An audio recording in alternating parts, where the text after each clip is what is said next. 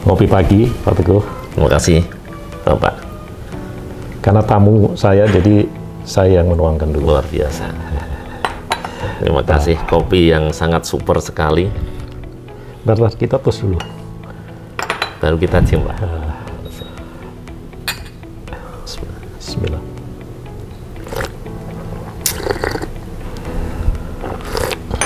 Langsung pening.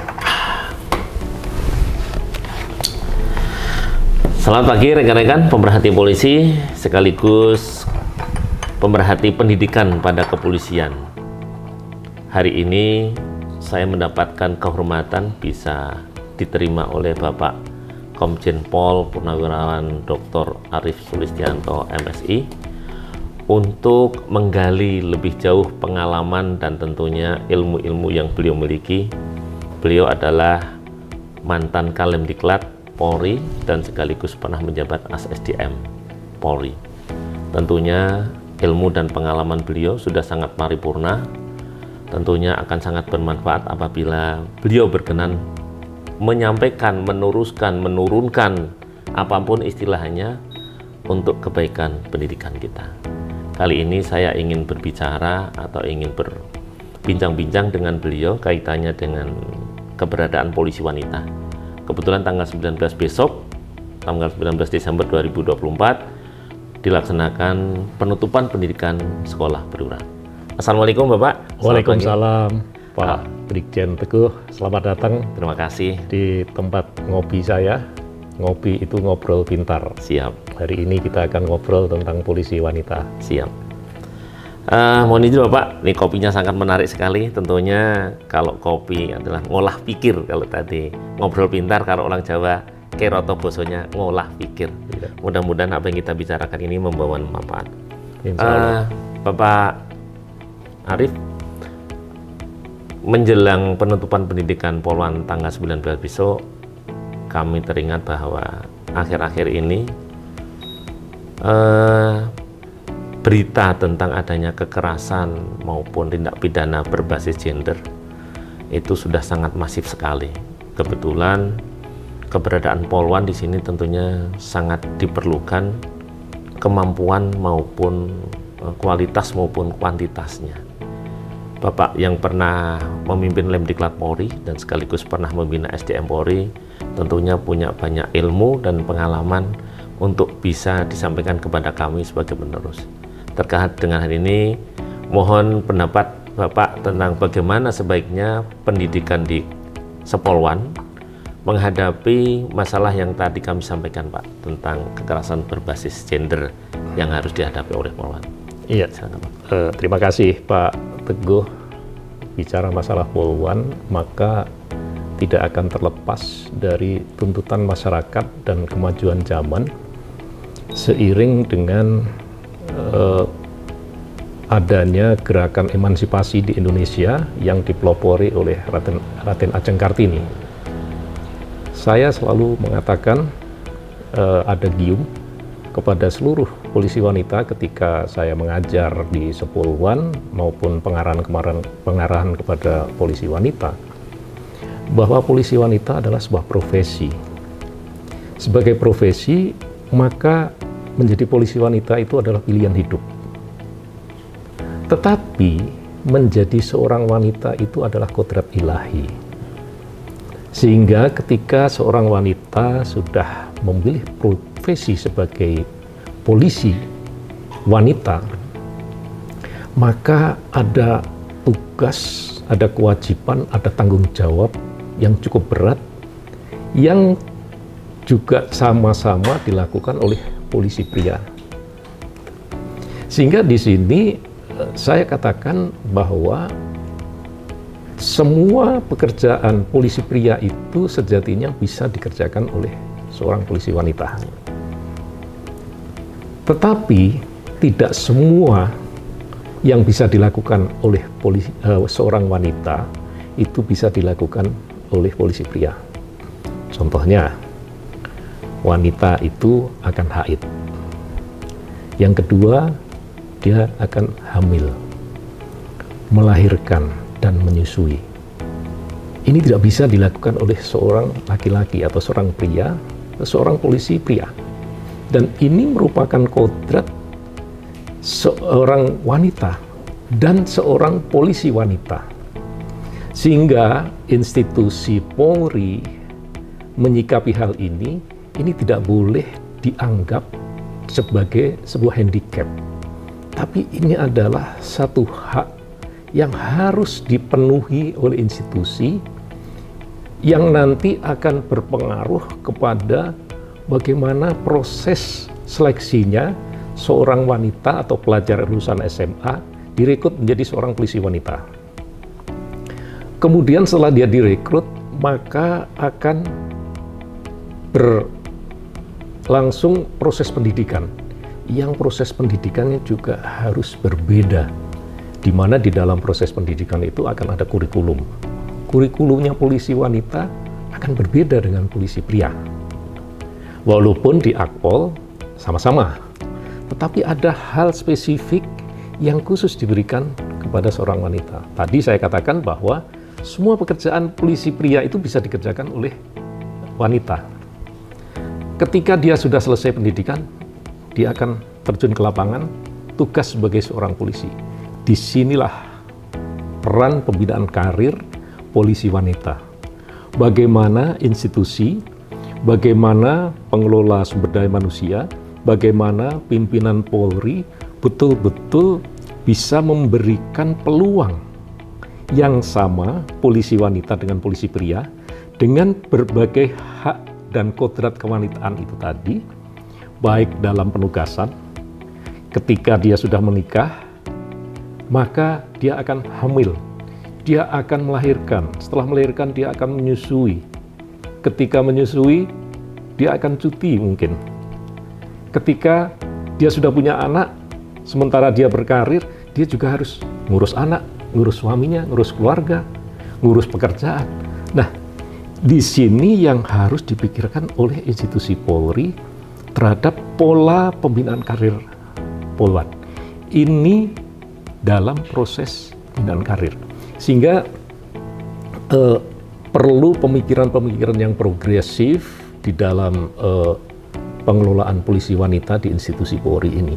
Kita tidak usah berkecil hati, polisi wanita tidak hanya di Indonesia saja, kita bisa belajar di luar negeri banyak, sehingga pola-pola itulah yang bisa kita adopsi sesuai dengan kultur keindonesiaan.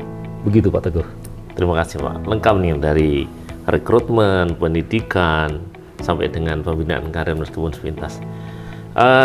Satu hal lagi Pak, ketika kita menerima pendidikan merekrut Polwan, tentunya jumlahnya tidak sama dengan jumlahnya polisi laki-laki Pak. Ya. Ini karena ada pendapat yang bias gender istilahnya, bahwa wanita itu tidak bisa disamakan dengan laki-laki. Dibilang lemah lah, tidak bisa kuat seperti laki-laki lah. Nanti seperti tadi yang Bapak sampaikan, baru selesai pendidikan 2 tahun sudah nikah, sudah hamil lah dan sebagainya. Nah ini menurut Bapak, apakah ini menjadi suatu hal yang khusus bagi perempuan sehingga pendidikan polisi wanita itu, khususnya sekarang ini Pak, malah dari Komnas Perempuan minta prosentase yang katanya proporsional. Nah ini apakah ini menjadi hal satu handicap dari pendidikan polisi wanita, atau mungkin perlu penyesuaian kurikulum yang disesuaikan dengan pendidikan Pak, baik di Bintara maupun di perwiranya Pak? Ya, ini yang memang selalu menjadi problem di dalam pembinaan polisi wanita Pak Teguh. Ada polisi wanita yang betul-betul dia strong, betul-betul dia bisa mengalahkan kemampuan polisi laki-laki. Dan dia bisa berprestasi, bahkan bisa sampai Pati bintang 2 gitu. Tetapi banyak juga anggota Polwan itu yang memanfaatkan gendernya, memanfaatkan kewanitaannya. Saya kan harus begini, saya kan harus begini, saya mempunyai anak saya ini. Akhirnya dia mengatasnamakan gender, meminta privilege gitu. Padahal ketika saya katakan tadi, dia memilih profesi sebagai seorang polisi wanita, maka standar kompetensi, standar kualitas, standar prestasi itu tidak bisa dibedakan. Oleh karena itu saya katakan, jangan sampai kalian mengatasnamakan gender, kemudian minta promosi. Promosi harus berdasarkan kompetensi, harus berdasarkan prestasi, bukan karena belas kasihan. Ini yang selalu saya ingatkan. Sehingga kita harus mendidik polisi wanita kita ini betul-betul polisi wanita yang handal, polisi wanita yang bisa mengalahkan dan bisa sama dengan polisi laki-laki. Jangan karena saya wanita, saya begini, terus pekerjaannya minta ringan, kerjaannya minta izin terus, kemudian dia minta promosinya lebih lancar gitu. Ini tidak boleh, karena nanti kompetisinya menjadi tidak sehat. Kemudian persamaan gender juga. Ini kan harus dilihat pada hakikat tugas, dihadapkan kepada ancaman gitu. Hakikat tugas seorang wanita. Kenapa sih ada polisi wanita? Karena ada tugas-tugas yang secara spesifik harus dilakukan oleh seorang wanita. Dulu belum ada polisi wanita, tetapi seiring dengan emansipasi, seiring dengan tuntutan masyarakat, seiring dengan perkembangan etika, diperlukan hadirnya sosok polisi wanita dalam menangani masalah anak-anak yang berhadapan dengan hukum.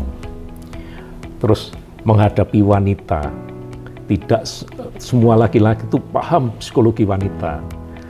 Kemudian ketika melakukan penggeledahan seorang wanita, tidak mungkin dilakukan oleh polisi laki-laki. Dulu zaman jahiliyah mungkin dilakukan, tetapi seiring dengan perkembangan zaman, apalagi berkaitan dengan ajaran-ajaran agama, tentu tidak boleh laki-laki itu menyentuh wanita. Nah, ini yang akhirnya menjadi pertimbangan-pertimbangan rasio hakikat ancaman, rasio tugas, dan berapa poluan yang diperlukan. Sehingga kalau polisinya 200.000, poluannya juga 200.000, apakah hakikat tugasnya sudah seperti itu gitu. Memang sudah ada pengembangan-pengembangan di dalam tugas-tugas kepolisian secara struktural. Ada sekarang dibentuk di Bareskrim Direktorat Perlindungan Perempuan dan Anak. Nah, ini mayoritas tugas-tugasnya penyidik-penyidiknya adalah wanita. Ketika direkturnya laki-laki, maka wadirnya wanita, poluan. Ketika direkturnya poluan, maka wadirnya laki-laki. Ini untuk menunjukkan keseimbangan, dan ini terus sampai di tingkat Polda. Ada tugas-tugas staf yang memerlukan kehadiran seorang poluan, karena poluan itu biasanya lebih teliti, lebih tekun. Biasa kalau ya kita berumah tangga juga, istri kita ini multitasking. Kita taunya kan pekerjaan kita di luar. Istri itu ngurusin anak, ngurusin uang, ngurusin segala macamnya.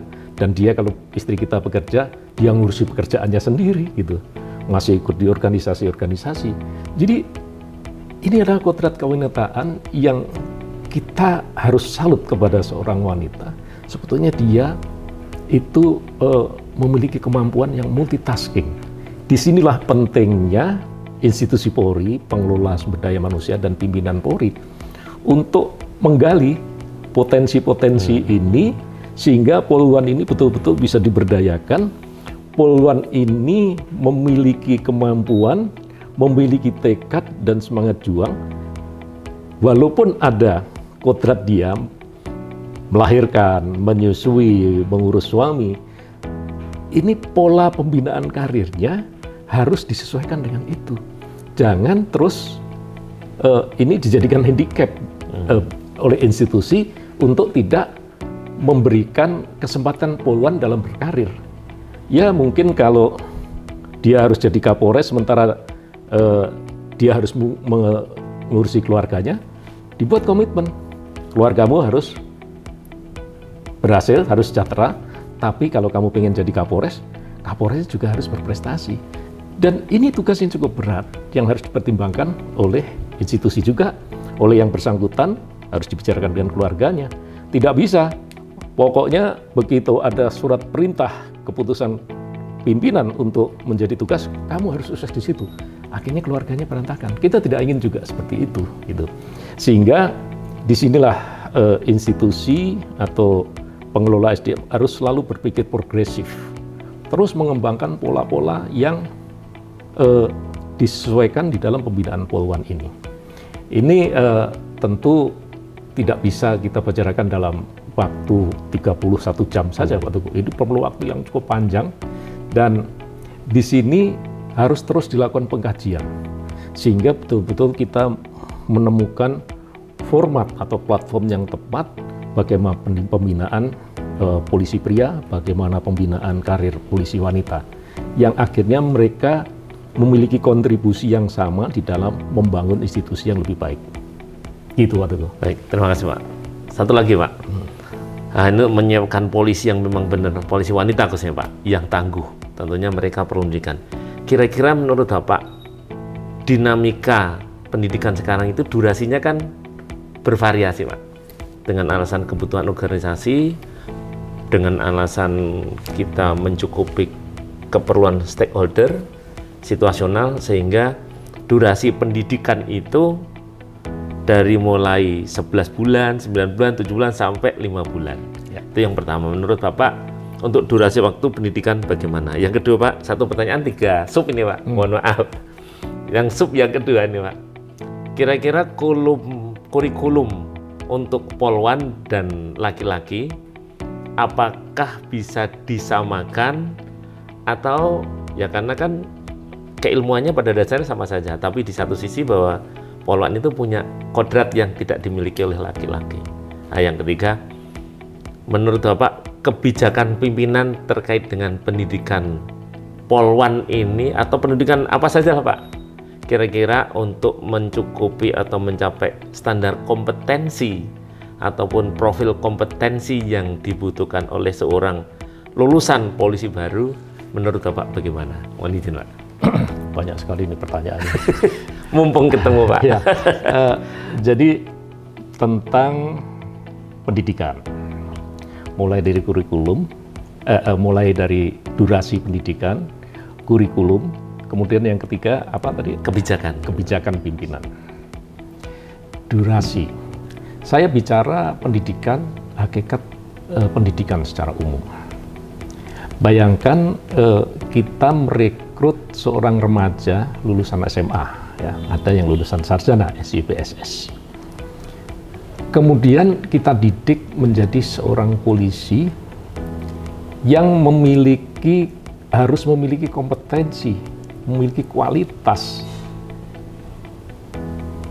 profesionalisme yang akan digunakan untuk melayani masyarakat, melindungi masyarakat, kemudian dia menegakkan hukum di tengah-tengah masyarakat. Saya katakan tadi, apa sih hakikat pendidikan? Hakikat pendidikan itu merubah seorang calon anggota polisi yang notabene dia anak lulusan SMA atau lulusan sarjana, yang biasanya dia hidupnya bebas, bergaul dengan teman-temannya, dia berasal dari lingkungan keluarga. Dalam kota 300 orang, mereka bermacam-macam. Lingkungan pergaulan dia juga bermacam-macam. Lingkungan asal kesuku bangsaannya juga bermacam-macam. Dia akan dididik dalam satu lembaga pendidikan yang akan merubah kultur bawaan dia sebagai seorang yang bebas menjadi seorang polisi yang memiliki tanggung jawab, kewenangan, dan profesionalitas. Jadi kultur yang lama dirubah menjadi kultur yang baru tanpa meninggalkan kultur lama yang baik. Makanya di dalam proses pendidikan itu yang pertama adalah merupakan proses enkulturasi budaya-budaya profesi. Dari apa yang dimiliki, kemudian diproses dalam pendidikan ini, sehingga dia akan memahami budaya atau budaya profesionalisme polisi. Itu yang pertama, enkulturasi budaya kepolisian. Yang kedua, di dalam menjalankan profesi ini, maka di lingkungan TNI Polri ya, kepolisian, itu ada doktrin-doktrin, ada tradisi-tradisi. Doktrin itu Tribrata, Catur Prastia yang menjadi pedoman hidup dan pedoman kerja dia.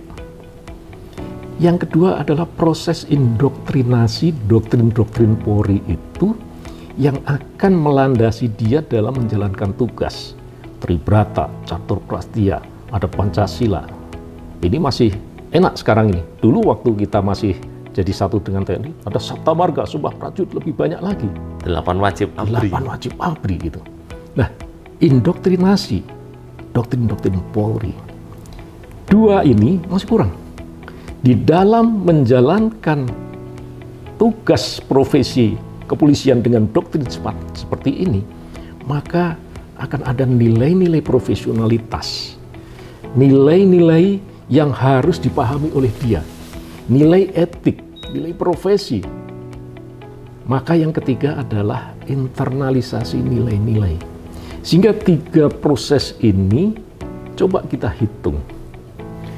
Berapa lama kita mampu merubah seorang yang bebas menjadi seorang sosok anggota polisi yang profesional, yang dia paham dengan budaya polisi, paham mengoperasionalkan inherent di dalam dirinya doktrin-doktrin dalam pelaksanaan tugas kepolisian.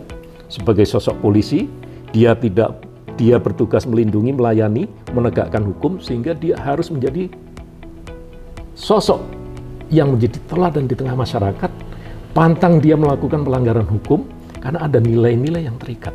Berapa lama kita mampu merubah ini? Kita pengalaman di Akademi Kepolisian 4 tahun saja, itu tidak maksimal. Bisa sampai 75-80% sudah hebat. Bagaimana dengan Bintara kita? Dulu pernah 11 bulan, terus 7 bulan, sekarang 5 bulan. Apakah proses yang 3 ini mampu melahirkan sosok polisi yang punya knowledge, ya, punya skill, keterampilan, dia memiliki attitude dari doktrin dan nilai-nilai tadi? Apakah dia memiliki experiential? Berapa lama? Dari 4 komponen yang saya sebutkan terakhir ini tadi, ini harus ada di dalam kurikulum yang akan diberikan dalam proses pendidikan.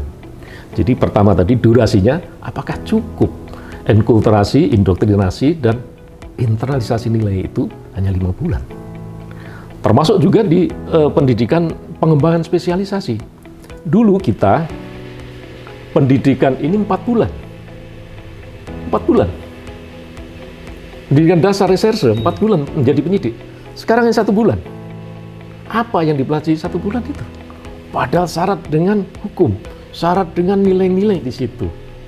Nah, ini yang harus menjadi kajian oleh Pak Kalemdiklat, sehingga mari kita reformasi pendidikan kepolisian ini yang mampu melahirkan polisi-polisi yang mempunyai knowledge, punya skill, punya attitude, dan dia terampil dalam menjalankan pekerjaannya.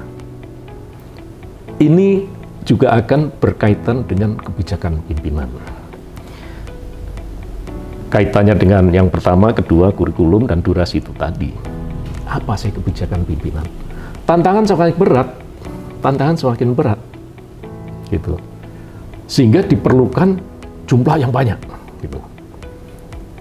Bagaimana kita menghitungnya?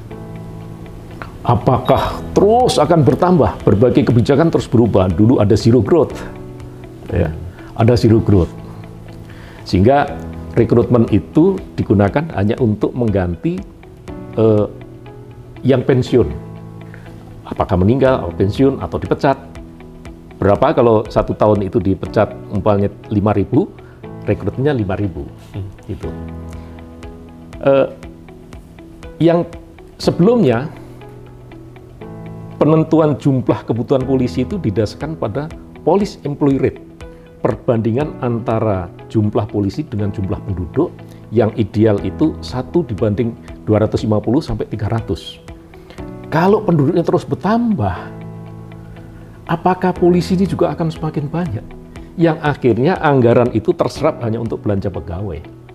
Nah, dengan kemajuan teknologi, tentu kita akan merasionalisasi, efisiensi betul, tetapi ditunjang dengan kebutuhan teknologi. Sehingga pimpinan harus betul-betul pandai dan cerdas di dalam menyikapi perkembangan tantangan yang dihadapi. Karena dengan tantangan itu, dengan hakikat ancaman yang dihadapi, harus bisa diprediksi. Dengan memprediksi itu, maka apa sih kemampuan yang diperlukan untuk menghadapi tantangan ini? Berapa sih personel yang saya perlukan?